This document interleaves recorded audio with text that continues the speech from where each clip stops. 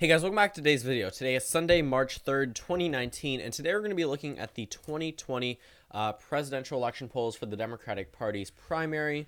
That was a lot of words for no reason. Today we're just going to be looking at 2020 Democratic primary polls, and I do think that the results are pretty interesting. Ever since Bernie Sanders has announced, his numbers have gone up, but we're starting to get polling out of states like South Carolina that do hold some interesting results, not just for the Democratic primary, but also a Trump versus Democrat election that I do think could be pretty interesting.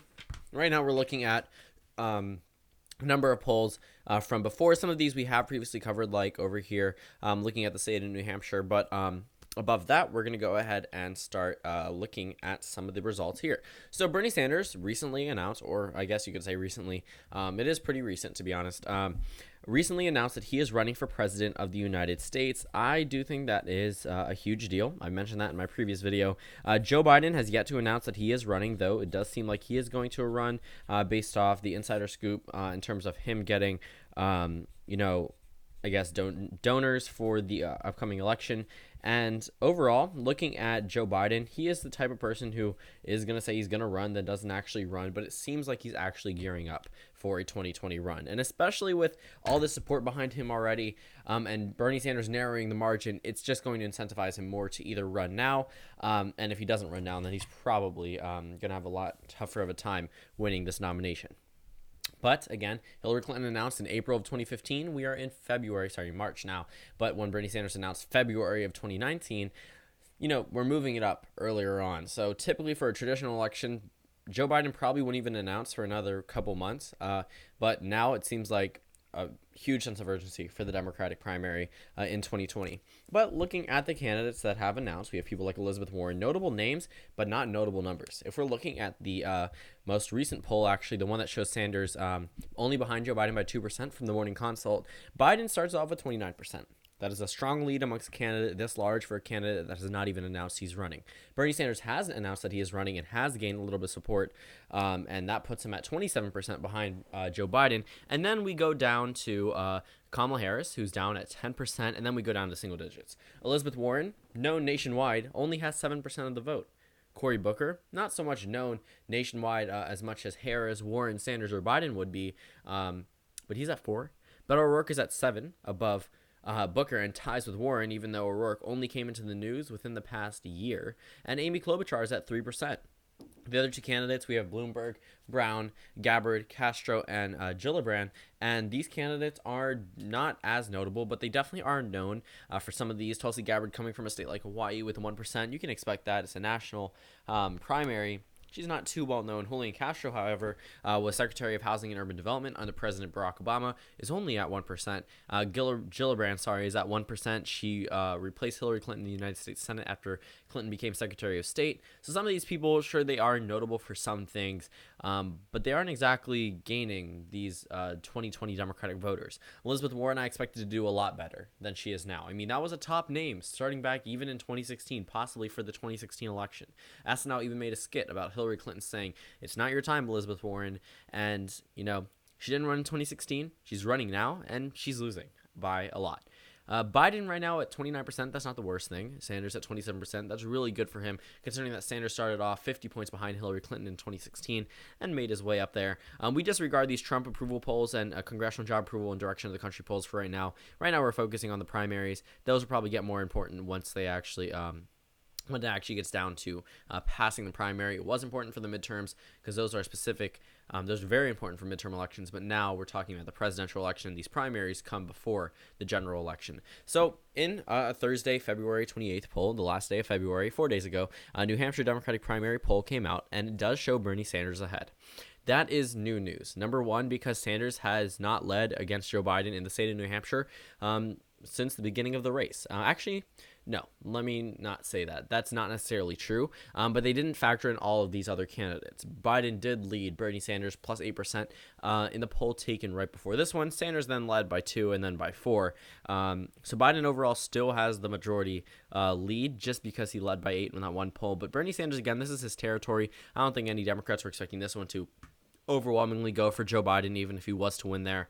But you can expect this one to go to Bernie Sanders. But going under it, we see another poll that completely contradicts what the Morning Consult says and shows Biden ahead by 11%. I'd say the realistic number would probably be Biden +7, +8 nationwide, only because of how well known he is. A lot of people said Bernie Sanders was not well known in 2016, so of course his primary numbers were not as good early on.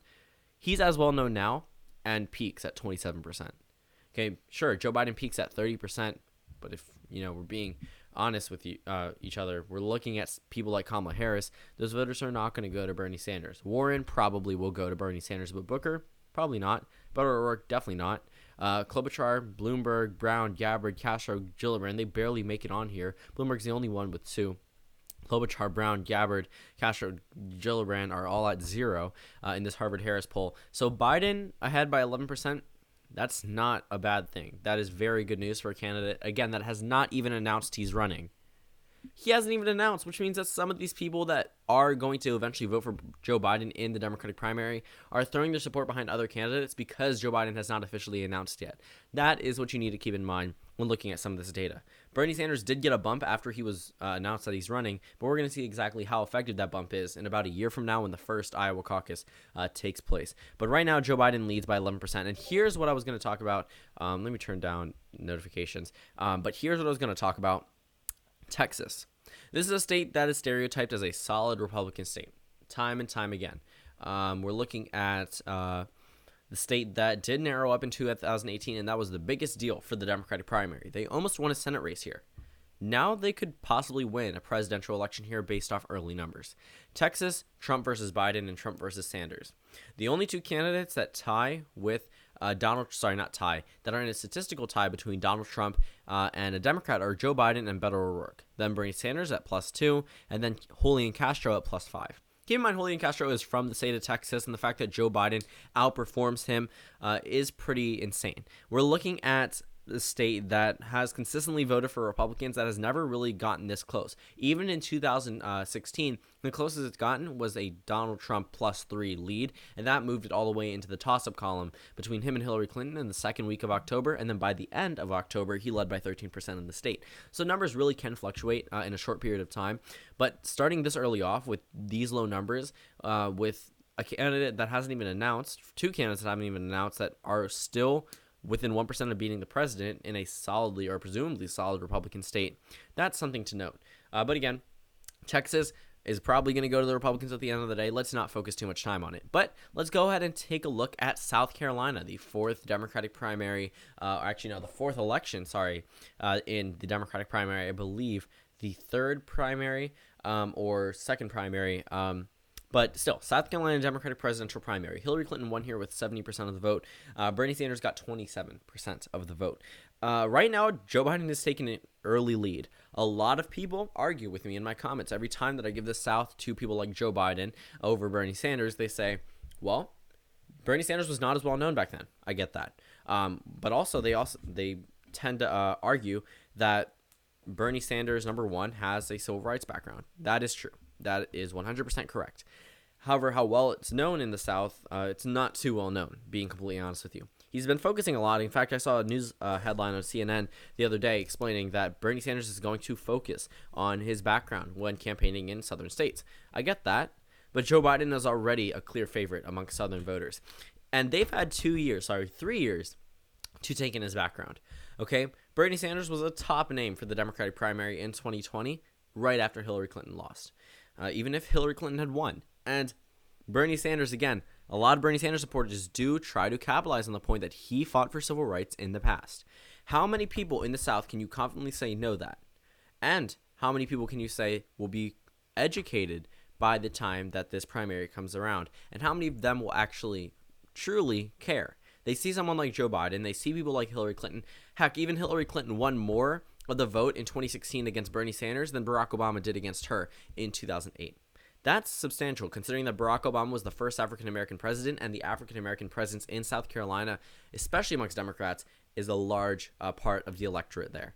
Joe Biden starting with 37% off, that's not a good sign for Bernie Sanders. His whole campaign and focusing on trying to win in the South and then finishing up and holding on to the Midwest it may not work, especially with a candidate like Joe Biden. Sure, if you take out Joe Biden, Sanders easily leads the pack. He's the only other one with double digits, and then you go down to 9, 6, 5, 5, 3, 2, 2, 1, 1, and 0. But right now, Joe Biden definitely taking an early lead. And South Carolina, another stereotypical safe Republican state, narrowing up, not for some candidates. Kamala Harris loses by 12. Beto O'Rourke loses by 12. Amy Klobuchar loses by 12. And then we're looking at some outliers. Warren only loses by 8. Booker only loses by 8. Sanders only loses by 8. But Joe Biden only loses by 4%. Clinton lost it by 14%. That's a 10-point difference. And it's not like these are undecided voters and it's 49 to 45. It's 52 to 48. These voters have already made up their minds. They have not clicked the can't decide option. There's no outlying voters in this poll. Joe Biden gets 48% of the vote in South Carolina. And I get it. Polls can be wrong. I'm just saying it's pretty interesting seeing a state like this, which is typically safe for the Republican Party, this close. And South Carolina, again, is not the only one. We just discussed Texas. We're looking at some other states like Arizona, which show a tie between Trump and Biden. Some of these states are definitely taking more of a turn in favor of the Democratic primary. But again, a lot of these polls can be outliers. We're getting started very early on in this election season. In about a year, we'll start in the primaries. But it should be pretty interesting looking at the early results. Now, we'll probably compare from then to now. But yeah, so that wraps up today's video. Thank you guys for watching this video. Comment down suggestions below, and I will see you all tomorrow.